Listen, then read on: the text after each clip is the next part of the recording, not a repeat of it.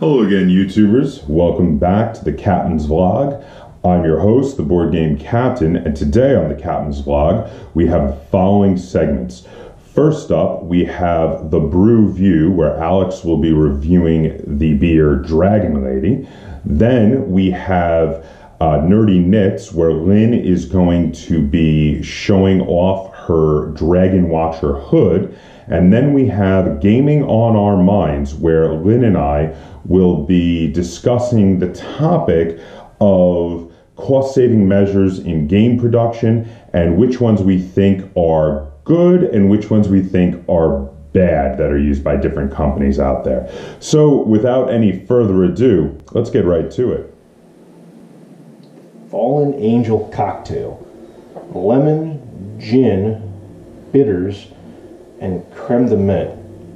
That sounds awful. Who would want to drink? I'm so glad you didn't order this. This is a terrible drink. Let's get to some beer. Welcome back to the Brew View, where we're going to review some beers that you can enjoy while playing your favorite board game. Now today, we went off and got ourselves a fantasy-themed beer called the Dragon Lady. Now this is a Doppelbock. It comes to us from a brewery in Lithuania, and I'm going to mess this up. Rimskuuskai, maybe. I've had another beer from them before, a few months back. They do this sort of theme thing, and they like to make their fantasy-themed beers. So we're going to see how this pours, and see how it goes. So it's got a good caramel color to it. It's darker than I would have thought from a Doppelbock, I guess. Not much of a head. Doesn't seem to have a lot of carbonation. It's got a little bit there, but I poured that kind of aggressively, and that really didn't make too many bubbles there. But it looks good. That's a good color. I don't know if you guys can see that at home, but that's a pretty looking beer. Deep red, but again, not too much carbonation. Ooh, it's got a very sweet, very caramely smell to it. It's malty. There's almost no hops coming through this at all, so I'm expecting this to be pretty sweet. So let's see how it is. Cheers.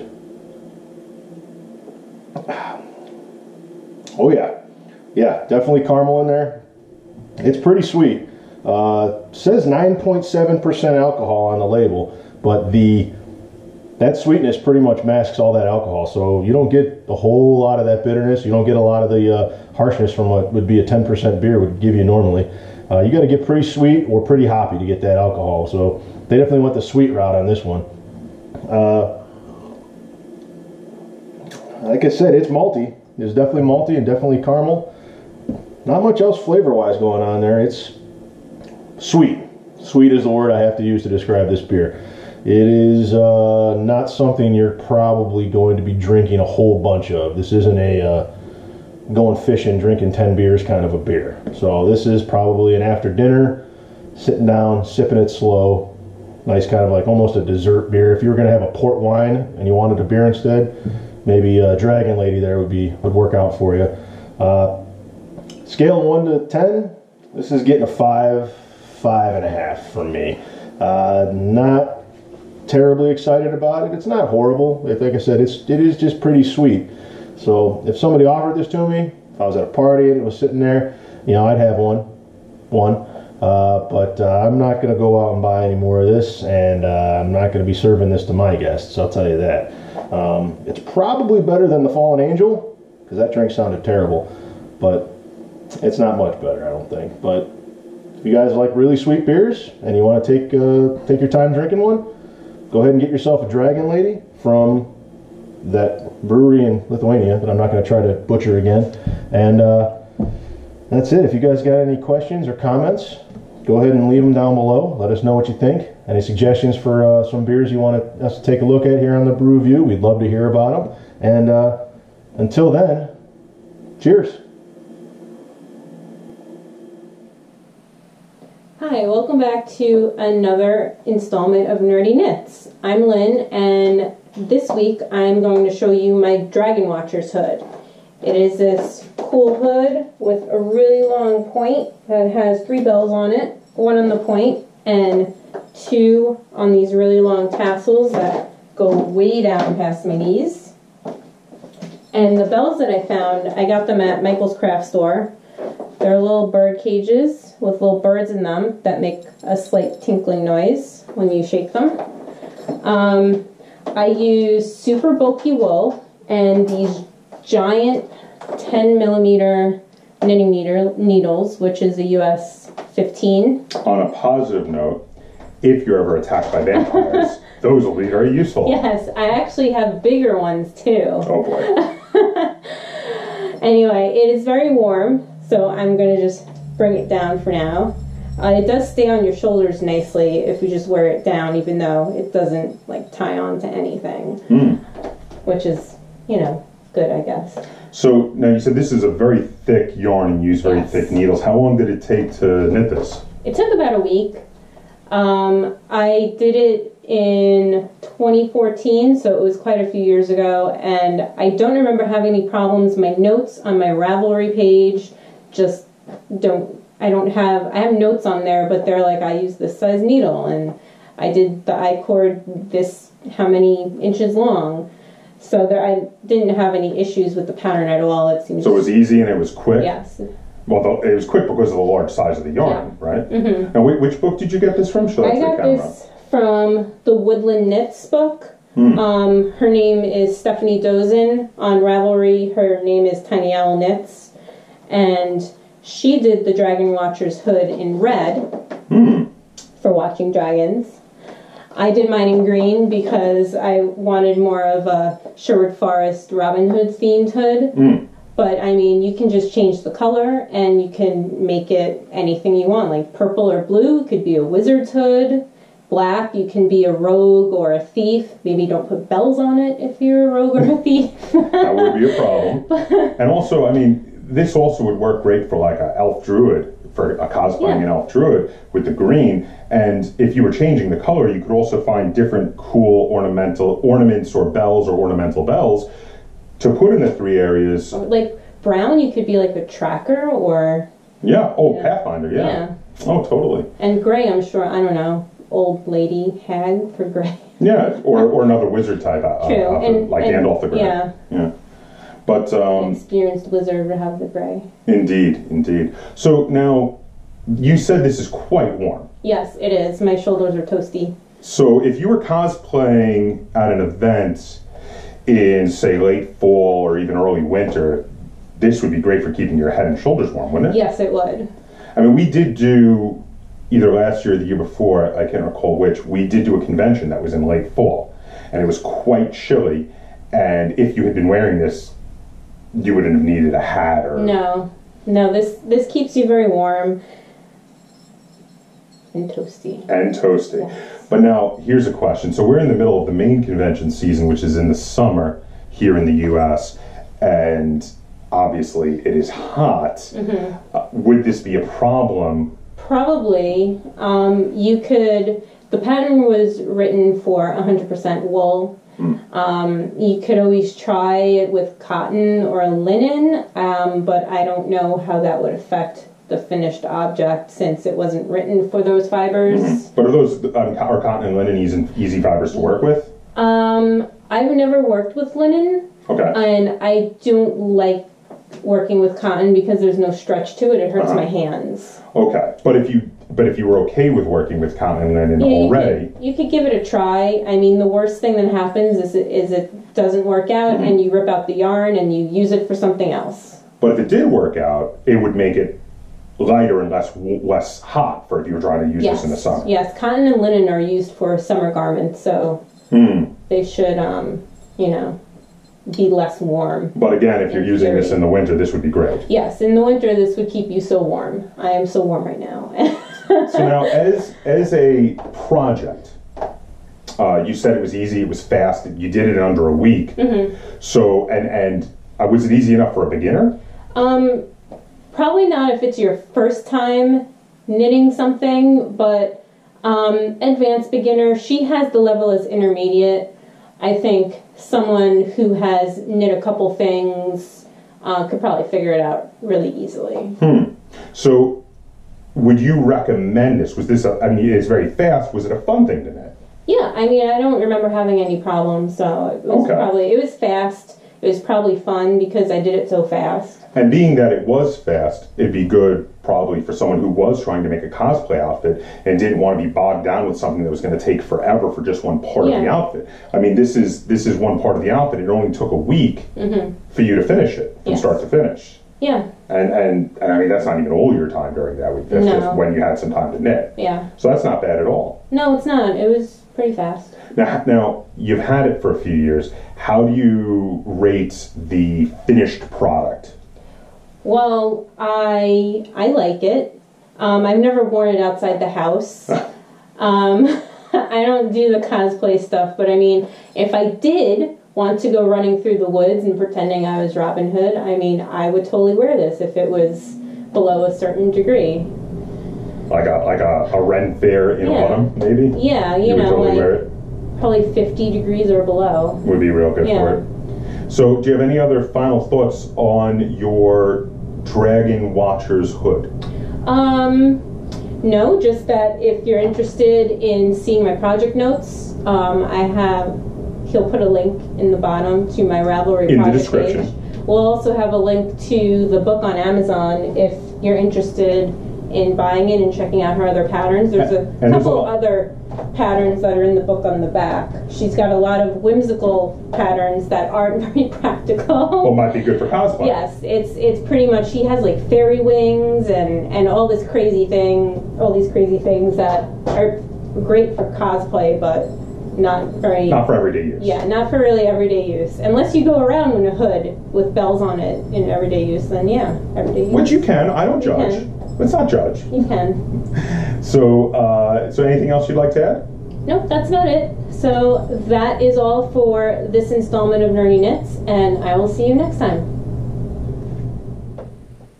Hello again, and welcome back for another installment of Gaming on Our Minds, the segment where Lynn and I discuss a topic that either we've been thinking about or talking about lately, or a topic that was suggested by you, the community, that has to do with games and gaming, gamers, or the game industry. And in this case, we're going to be doing a topic that Lynn came up with called cost-saving measures in game production, and we're going to discuss some of the cost-saving measures that we see companies do and discuss whether we think they're appropriate or if there's sort of warning signs that maybe you should not buy that game if it's using a certain cost-saving measure. Well, sometimes you don't know until you open the box.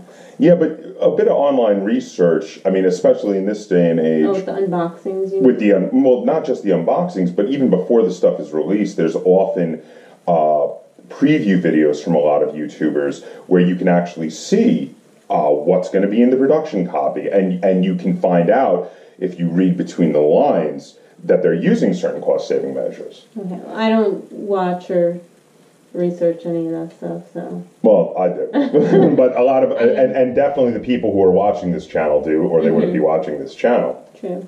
Now, why don't you start, because this was your topic.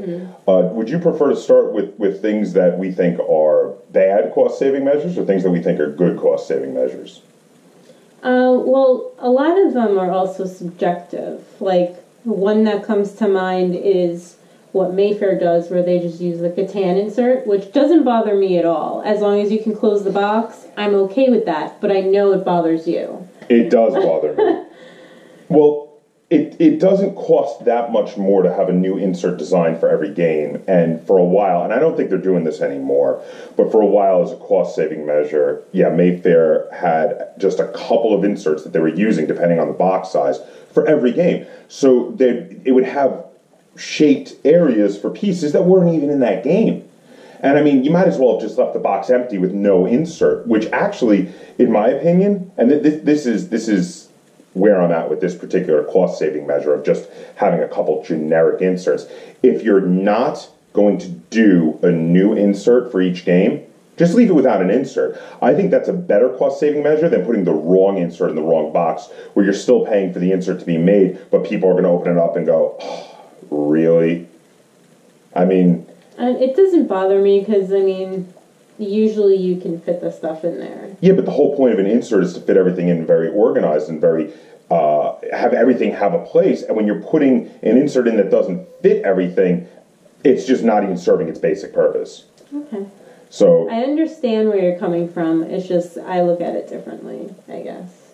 That's fair. But one of the games that also, now you said that you think that this is a cost-saving measure that you don't mind in that regard for the Mayfair inserts? Yeah, I mean, as long as the box closes, I don't really... I don't like that cost-saving measure, but I don't think it's one that should make people run for the hills. It's a minor one. Mm-hmm. And I mean, you could always just pull out the insert and recycle it and then just use the box. So that's not a big deal. But bigger ones that bother me, one that is one of the main reasons you came up with this list, because we were talking about it, was a cost-saving measure used in the game. It was Star Trek Ascendancy. Mm-hmm. So now, for those of you unfamiliar, Star Trek Ascendancy is a 4X board game where you play some of the races from the Star Trek universe in a 4X style game. But the thing is about Star Trek Ascendancy is to keep the cost down. And it was already quite an expensive game because there's a lot of miniatures of ships, there's a lot of pieces, a lot of stuff went into this game. It is quite expensive. To keep it from getting kind of out of hand in regard to price range, they restricted the number of factions in the base box to 3. Now the thing is, this is a game that on its standard rules needs a minimum of 3 people to play it, which means that makes the player size of the base box 3. Not 3 to 4, not 2 to 4, not 3 to 5, 3.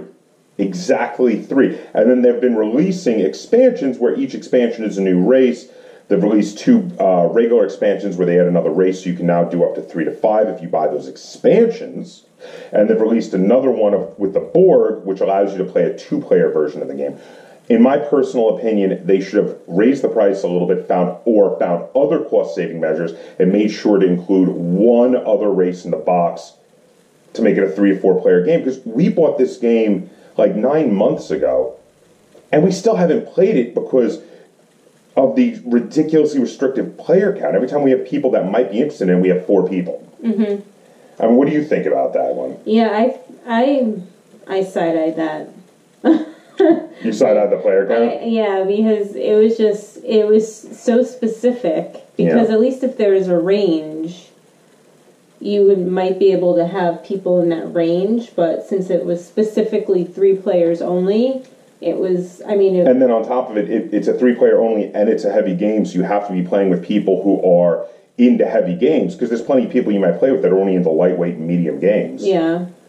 So it makes it even more restrictive. It's not quite the same thing, but it reminded me of when, like, people were complaining about the video game maker BioWare, where they would release a video game and then they would have immediately day 1 DLC that felt like it should have been in the main game, and people were complaining that why just release it all at the same time, put it in the main game, why am I buying extras just to finish the game? I never really felt like that, but I don't know if... But what about in the board games? In the board game one, like, I felt with that game specifically, I was like, they just should have included it, up the price point, included everything, and made it so people can actually play it. Now, I was blinded by the fact that it was Star Trek, and I love Star Trek, and I bought it. Still haven't gotten to play it. At some point, I'm going to pick up some of the expansions, so we'll get a chance to play it and try it. And I will do a review for it. And I'm going to give it a fair shake, but I got to tell you, that particular item is going to be mentioned in my review, and it's going to hurt the score. Because that, for me, that was a big deal. And if it wasn't Star Trek, if it was just some random new IP and I saw player count, 3 people, and it's a hardcore game, so you're going to restrict the number of people you can play it with because some of your friends might be like, oh, I want to play something lighter, I wouldn't have bought it. Mm-hmm. I only bought it because of the IP in that case, and I kind of regretted it. Mm-hmm. I mean, we'll see. Maybe I'll play it and I'll love it. It's become one of my favorite games ever once I get the expansions. But that one gripe of mine from the base set will always be in the back of my mind. It's always going to be like, they should have included one of these extra factions in the base game. Mm-hmm. It really is. So what's some others that you have been thinking about? Well, flimsy materials or substandard materials. It doesn't, if it's something that isn't used a lot, like if it's just a reference card that maybe you'll look at once or twice and then you really don't need it, that's fine. But if it's like really thin cards that need to be shuffled a lot, or... And they don't feel like they're going to hold up to the shuffling. Or even like player boards where you have to put stuff on the player board, but it's really thin material, and over time it just like curves and warps, and then your pieces don't stay where they're supposed to. I think I know what particular game or games you're referring to with that one, actually. I wasn't going to say anything. If you don't want to call them out, I won't say. Okay. But no, and that's when you would have to watch videos to know, because, I mean, that's not something you would be able to tell from the box. Mm-hmm. You'd have to watch people's videos and then say, ooh, this is kind of shoddy material. But you know what? And that one, okay, if it's a game that has okay reviews, just okay, and you see that they have shoddy materials in addition to the fact that they have just okay reviews, I would avoid that game. On the other hand, if it's a game that's got really good reviews, I might overlook the shoddy materials and be like, but it's a really good game and I really want to play that game. Well, I mean, there's also, like, you could also fix those things. Like, the player board thing, you could laminate it, and that'll make it a little bit stronger. Well, plus there's... that's things that you shouldn't have to do to make a game playable for years and years. And another thing is also, there are companies out there like Broken Token that do a really good job. I haven't purchased any of their stuff yet, but I keep looking at it and wanting to. But they do a good job of when a company comes out with a good game that people like, but everyone has that one gripe about one component, they'll make an upgraded component that you can buy. They're a third-party company that will fix the problem. And that is cool, that board gaming is a big enough hobby that companies like Broken Token can exist to do that. But on the other hand, I still agree with you that you shouldn't have to do that. The game should come with, usable components that will be durable enough to last for years. I mean, if you really like the game, you're going to be playing it for years and years and years. You don't want it to fall apart a year after you bought it. So I do agree that shoddy materials is definitely one that bothers me. Now, did you have any more negatives you want to talk about? Negative cost-cutting measures? I don't know if... Well, yes. Okay. Although the only game I can really think of did it well. They didn't use it. Well, when a game needs extra stuff like tokens or things, and the game that comes to mind is the worst game ever.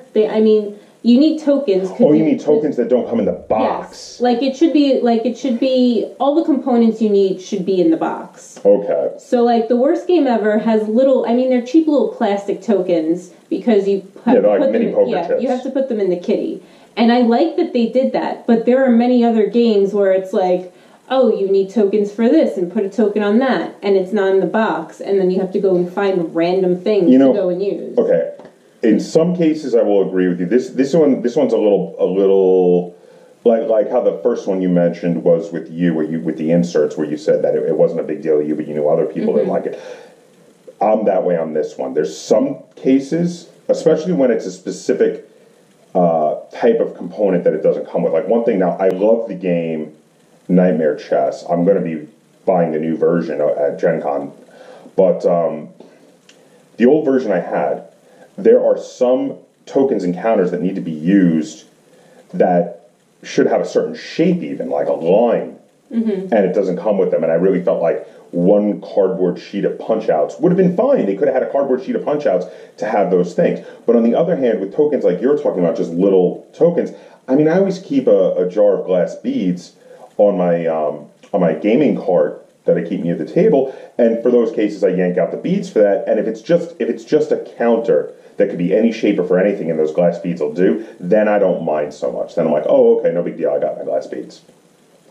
I understand where you're coming from, but I still think if it's in the game, like if it's in the rules, they should provide it. And I understand that completely, and to a certain degree, I do agree with you. And it's just it doesn't need to be fancy. Yeah. As I mentioned, the worst game ever they're not even full poker chips. They're maybe the size of a dime, and they look like cheap little thin, crappy plastic poker chips. But you know what? I appreciate that they put them in the box. Put them in the box. And you know what? And I do agree with you. To an extent, it's just, I think what I'm saying is, I'm not saying I disagree with you. I'm saying that it's not a make or break issue for me. Like, if I saw that, I might be like, oh, they didn't include the pieces, but the game looks really cool. I might still buy it. I mean, if the game looked mediocre and they didn't include the pieces, then it might be the straw that broke the camel's back, and I'd be like, yeah, no, and put it right back on the shelf.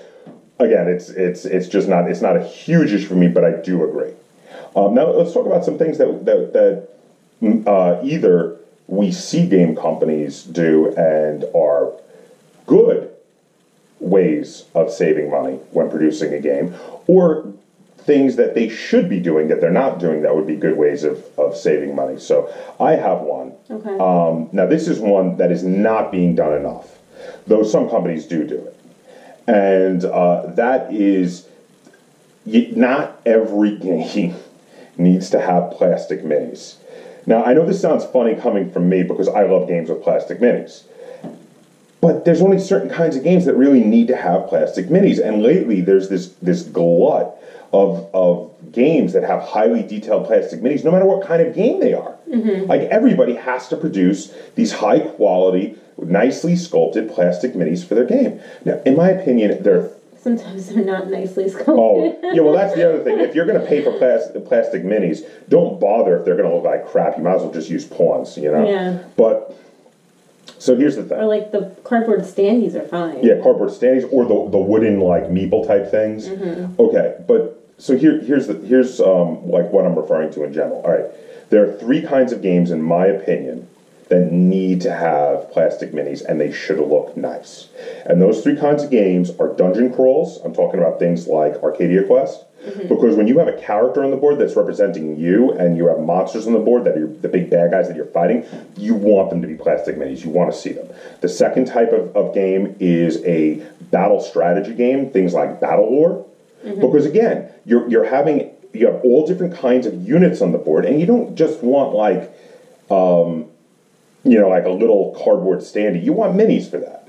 I mean, yes, there are some games that can use a card or cardboard standees and do okay, but those are games where that's a type of game where I really do prefer minis. And the third kind is a war strategy game where you have a lot of guys on a big map and they're fighting it out. Things like, say, Risk, Twilight Imperium, or, not old Risk, but like the more modern versions of Risk, Twilight Imperium, or Blood Rage, or Cry Havoc, those kind of games. And those are even to a lesser extent, because often the minis represent the exact same kind of piece, but to a lesser extent to the other 2, I still like to have minis with those. But there's been a lot of games coming out that are not those 3 varieties that really don't need minis. No. And it jacks up the cost. And like you said, cardboard standees, meeples. Yeah. I mean, what's a company that we know that does a good job of not always putting in lots of plastic minis and saving costs that way? Mayfair. Yeah, Mayfair hardly ever uses plastic, if at all, right? No, they're more about like the chunky wooden meeple type pieces. Like if they got a piece, Murano. You just picked up Murano last year. We really liked it. So they have the little gondolas. Now another company might have decided, let's have a professionally sculpted gondola and make a nice little mini. That would have possibly jacked up the price of the game by $10. Mayfair just goes, we'll make a gondola meeple. I mean, the person who designed it probably did it in an hour. Yeah. But it looks fine. It's a little wooden, chunky piece on the board, and that game doesn't need minis. There's no reason to have minis in a game like that. No, and I like that they mainly use wood because it seems more substantial than a plastic piece of the same size. And also, I mean, it's a renewable resource. Technically, I mean, trees do take a long time to grow, but we do have tree farms. Yes, it is a renewable resource, unlike plastic. It's true. It's true. But also, I mean, see, with me, I think it's very much up to the type of game. There's some games where you would want to use those sort of wooden chunky pieces, and there's other games where you would want to have minis. It's just that minis are all the rage these days, and everybody wants to include minis in their games. And sometimes they look terrible. And that's another thing, yeah. And that's a definite negative. Like, if you're going to pay for minis... Looks like a blind 5-year-old painted them. Yeah, don't do crappy minis. You're better off doing unpainted minis, just of different colors for the different sides, than you are having pre-painted minis that look terrible. Yeah. People do pre-painted minis that look good, but if you do pre-painted minis and they're going to look terrible, don't pay for the pre-painting if they're going to look awful. No. And if you're going to have sculpted minis, but they look awful, they look like they're just like a glob of, like those horrible looking minis in Van Helsing. They should have just had pawns of different colors. Yeah, they weren't even necessary in that game. And that's what I'm saying. Totally unnecessary minis. Ridiculous that they paid for the production. Also, I mean, the Van Helsing game is similar in play style to Letters from Whitechapel, and Letters from Whitechapel just has little like wooden, like bishop from chess looking dudes. Yeah, they're pawns. They were pawns. Yeah, and it's just different colors for the different ones. And they worked fine. And it's like the same thing. Like one person is Dracula and one person is the Hunters, and you're basically trying to do the same thing, but they had like plastic, horrible looking miniatures for everyone. And it's Van Helsing is a total other story because we'll have a review of that coming up soon. I could go on and on about Van Helsing, that game. I could go on and on about all the problems with that game, but we'll have a review of that coming up, so let's not spoil it. But yeah, and now another thing that I've noticed, and this is something that I don't think game companies do enough of. There's a lot of times you'll see game companies will include superfluous pieces. Oh yeah. And it's like a piece that's totally not necessary for the game.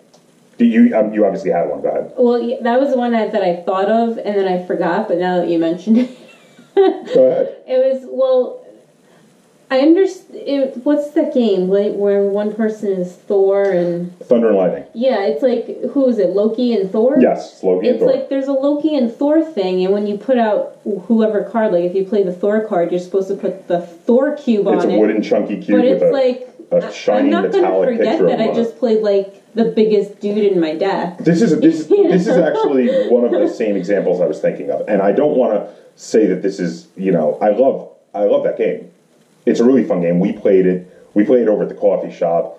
It's a great 2-player game. But yeah, that component was highly unnecessary. It's literally just a reminder. It's like tying a string around your finger to remind you and your opponent that, they've got Thor or they've got Loki out. But yeah, it was totally unnecessary. And if they were looking for something to cut to save money on that game, that should have been the first thing they would have thought to cut. Well, and another thing that I can think of with a different game, it was a cardboard standee. So I don't know how much money it would have really saved, but with Portal, I think it's completely unnecessary to the GLaDOS token to put GLaDOS on the thing. When we play that, you forget to do it. I never even touch it because I was like, I'm gonna recycle this room. Which I'm glad. It's just like you tap it with GLaDOS, and then it's like I'm just. The GLaDOS token is unnecessary, but I have to say, because for the Portal game. They did multiple plastic minis in there. They have the plastic mini of the turret. They have the plastic mini of the friendship cube. The turret was he's plastic. He's a plastic mini of the turret, plastic mini of the friendship cube, and of all the cakes and all. I'm glad they didn't do a plastic mini for GLaDOS because of how completely superfluous GLaDOS is. They probably just put it in there because they might have had extra space on a punch board. It might have been just like it's Portal. You have to have GLaDOS in there. But they realized it wasn't necessary. Like, it was. After 2 turns of touching the thing and then recycling it, you're just going to be like, whatever. But they also probably just had a little bit of extra space on the punch board, basically. Yeah. And like, we'll throw a GLaDOS cardboard thing in. But yeah, it was unnecessary. I agree. Another one is we were just playing the other day. That game, Hiroshima Hex 3.0. So they put life trackers on the board and cardboard counters that you can use to keep track of the life. But then they also include those multi-part constructible life trackers with the little dial in them. And I know it's mostly cardboard punch-out. There's a little bit of plastic to hold it all together. But it was totally unnecessary. You've got a life tracker on the board, just have little punch outs to keep track of it. It just seemed like another superfluous piece to me. It just like they could have cut that out and saved, a few bucks on the price and lowered the price a little bit. I saw the tracker on the board, but I thought it was for something else. Well, what it is the game can be played with a lot of players. There's only 4 factions in the starter box, but as you get the expansions, they add more factions in. Mm-hmm. And for every faction, you can play more players. But it only comes with 4 of the life trackers, and what it is basically if you're playing with more players than that, you use a little token to keep track of the life. You use that blank extra token, basically. But it's just, in my opinion, that should have been it. Mm-hmm. You have the life tracker on the board. They could have just used tokens. They didn't need to add in those. They're spiffy. They look nice. It's a little spinner. It looks cool, but it was not a necessary component. It was totally superfluous, and it was not needed. But what are some cost saving measures that you think are good ideas? I don't know. I only thought of negative things. Well, you thrive on the negativity of it. Like I said the plastic. I said eliminating superfluous pieces is definitely a good cost-saving measure. One thing is there's sometimes, now this is a little bit of a counterpoint to something you said earlier about having expansions coming out with the game. Sometimes when designing a game, they'll design a whole new mode of play that basically turns the game into a completely different game and doesn't even really feel like it belongs in the box. When those things happen, sometimes they leave them in the box with extra pieces and stuff, and other times they separate it out and turn it into a mini expansion. And actually, that's one of those cases, like they did that with Captain's Wager.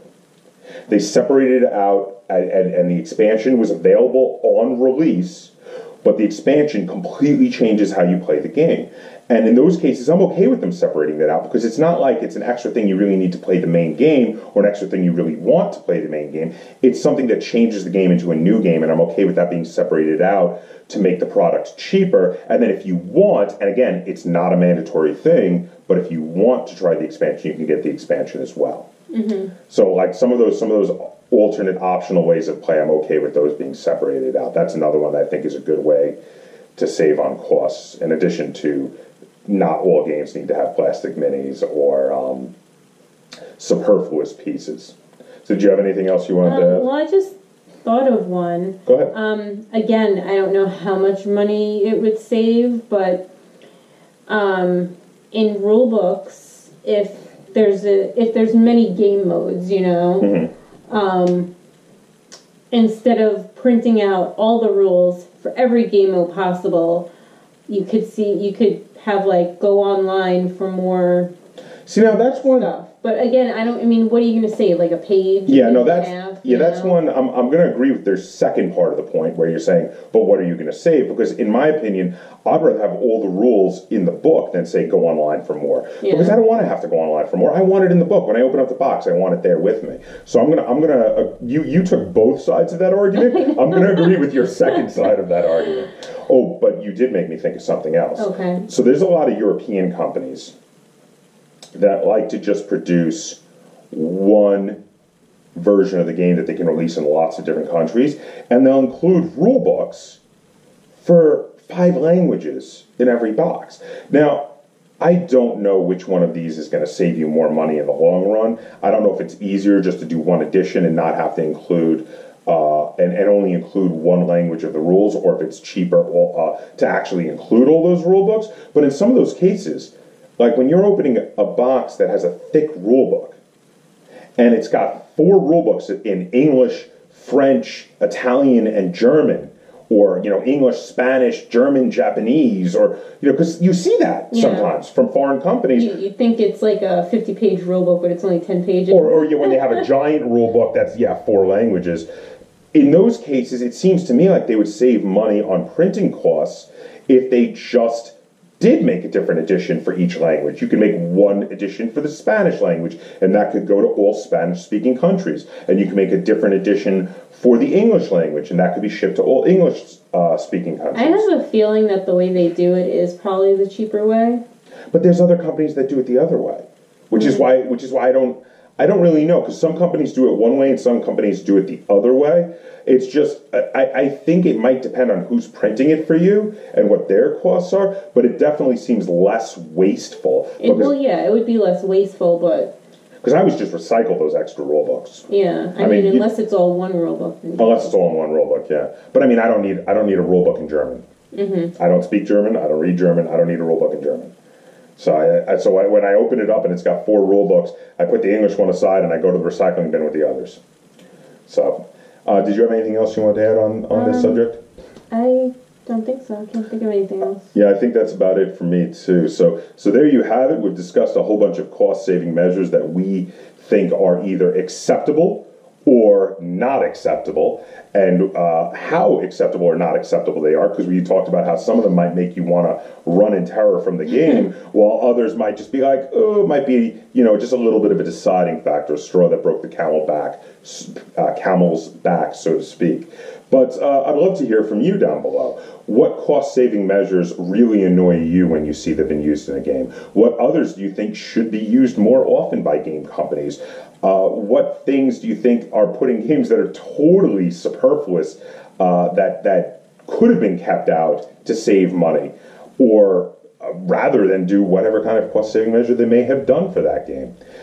Go ahead and comment down below. And if you have any ideas for future topics for us to discuss on Gaming on Our Minds, also put those in the comments down below. And until next time, this has been Gaming on Our Minds. Hello again, and welcome back to Community Corner. Now, first I'd like to give you a couple of updates of some things coming out for the channel shortly. The next video that will be coming out in 3 days' time is going to be a top 10 list. This is going to be a top 10 games that replace classic games, starring Lynn, Alex, and I. We are going to give our top 10 games that we feel are good modern replacements for classic board games. The next video after that we have already shot, is a video where Lynn and I do a review and tutorial for Tales of the Arabian Nights. Lynn is actually a main part of that video, so be sure to watch that. After that, we've got plenty of other videos planned, and there's still a bunch of unboxings we've already got recorded that we haven't released yet. Now, normally during the Community Corner, I usually have been doing voting on what games, out of a bunch of games that I could review at any time, what games you would like to see. But it hasn't really been that successful. I've never had more than 2 or 3 people requesting games, and last month no one requested any games. So at least for the moment, I'm going to be discontinuing it. If you would like to see it again, please comment down below if you would be interested in voting on games again. If you have any ideas of a better way to do it that might be more interesting and maybe make you more want to vote on games, feel free to comment down below and let me know your ideas. I'd love to hear from you. And as always, if you would like to request games that you specifically know I do have that I haven't done a review and tutorial video on yet, and you know I have them maybe because they showed up in a top 10 list, or because I've talked about them in an episode of the Kaptains vlog or something like that, feel free to specifically just request those, and you can put those in the comments down below. Also, if you have any ideas or any suggestions for future episodes of the Kaptains vlog, either for new segments or ideas for new topics to cover in existing segments, feel free to put them in the comments down below. And if you enjoyed this episode of the Kaptains vlog, be sure to give us a like, share this video, and if you haven't already, please subscribe to the Board Game Kaptain. That's Kaptain spelled with a K on YouTube. And until next time, game on.